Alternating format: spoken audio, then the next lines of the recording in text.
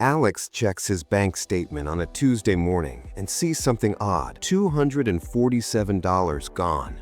Not stolen, not hacked, just subscribed away. Netflix, Spotify, iCloud, Adobe, LinkedIn Premium, a meditation app he forgot about, a fitness tracker he hasn't used in months, and something called Cloud Storage Plus that he doesn't even remember signing up for. He cancels 3 of them.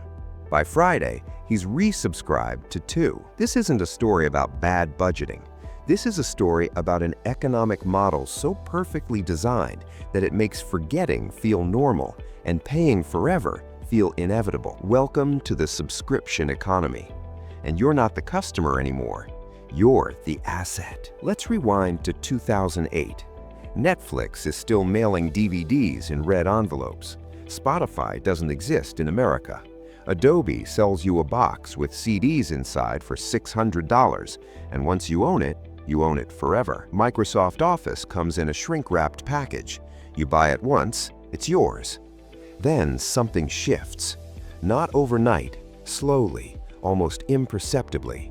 Companies stop selling you products and start renting you access. They call it convenience. They call it innovation. They call it the future of software. And in a way, they're right. But what they don't tell you is why they're doing it. Because Wall Street has a problem with one-time purchases. You buy Photoshop for $600. Adobe gets $600 once. You use it for 5 years. Adobe gets nothing for 4 years and 11 months. Investors hate that. They hate unpredictability. They hate waiting. What they love is recurring revenue, guaranteed money, every month, forever. So Adobe flips the model in 2013. No more boxes, no more ownership. You pay $20 a month or you don't use Photoshop. Designers panic, they protest, they threaten to boycott. But Adobe doesn't blink because they've done the math, and the math is beautiful. If you pay $20 a month for just 3 years, that's $720 for access, not ownership. And after 3 years, if you stop paying, everything you made in their software is harder to access or edit. You're locked in. By 2015, Adobe's stock price has doubled. By 2020, it's quadrupled. Investors don't see software anymore. They see subscription machines, perfectly predictable profit printers. And every other company is taking notes.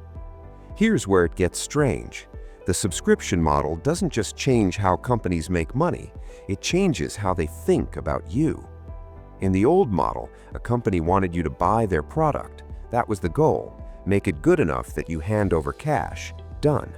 But in the subscription model, the goal isn't the sale, it's the renewal. And renewal is a completely different game. Renewal means they need you to forget, or at least not care enough to cancel. Take Audible, Amazon's audiobook subscription service. You pay $14.95 a month, you get 1 credit, 1 audiobook. Sounds fair, but here's the trick. Most people don't use their credit every month. They forget, they get busy, life happens, but the charge doesn't stop. Amazon knows this. Internal data from similar services suggests that between 30 and 40% of subscribers don't use their subscription every month, but they keep paying. This isn't a bug, it's the feature. The industry has a term for this.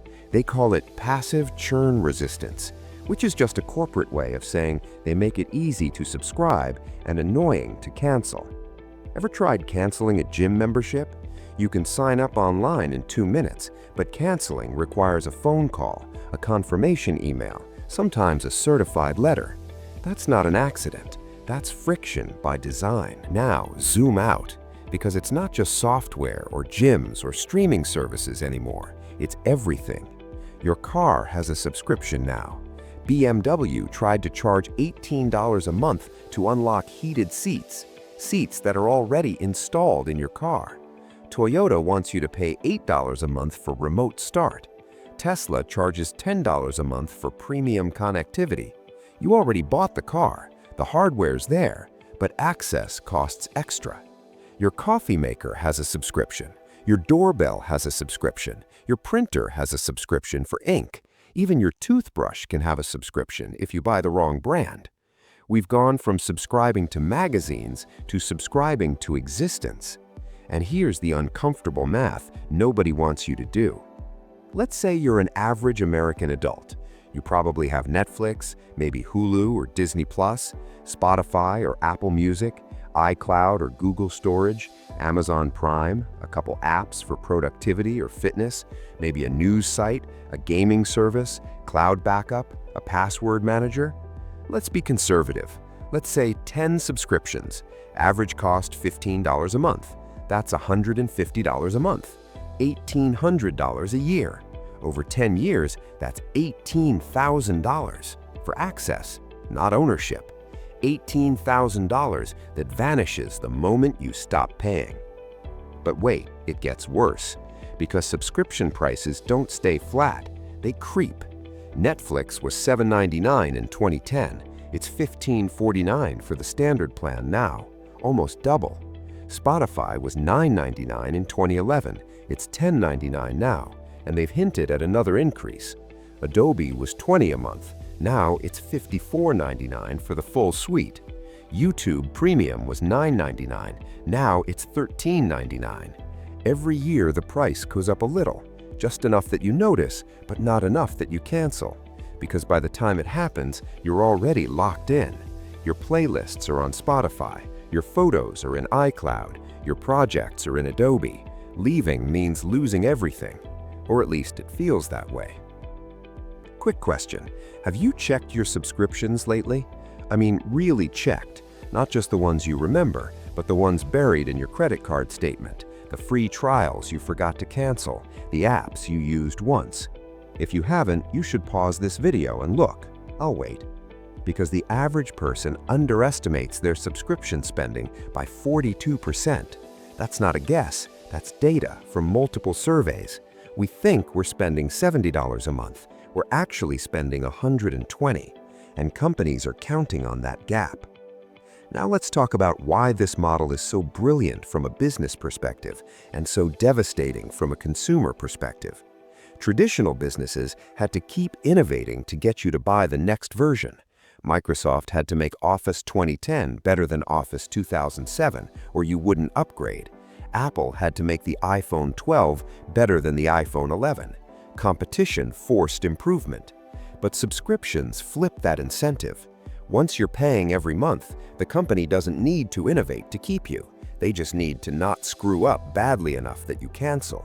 The bar for retention is lower than the bar for acquisition.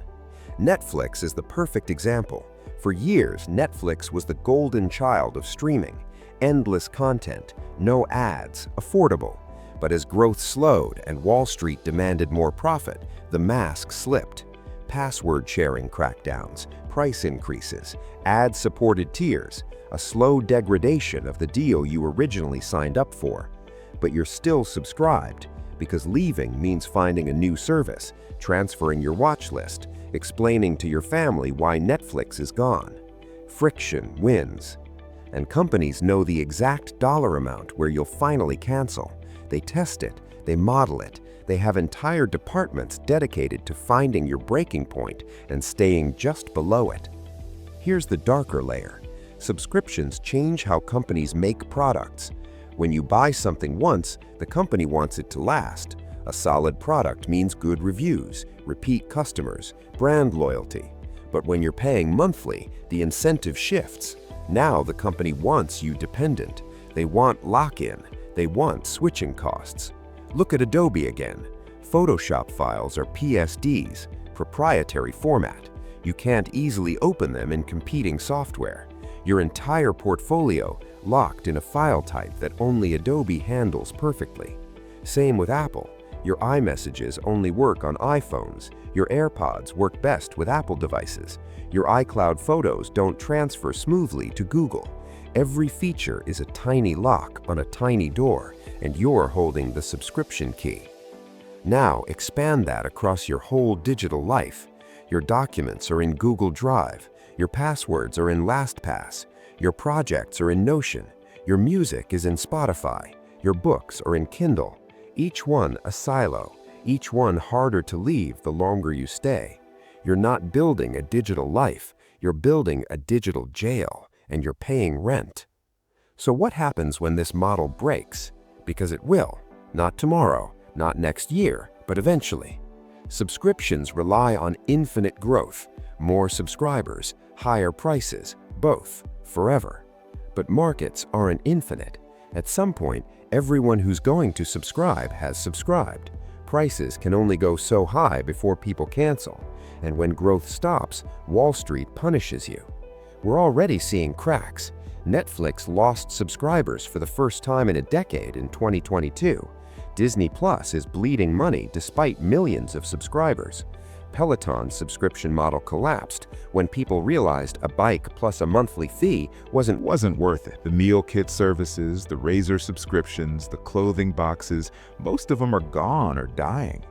Because subscriptions only work if the value stays higher than the cost. And companies are very good at increasing the cost and very bad at increasing the value. Here's the part nobody talks about. Subscriptions aren't just an economic model. They're a psychological one. They exploit something called mental accounting.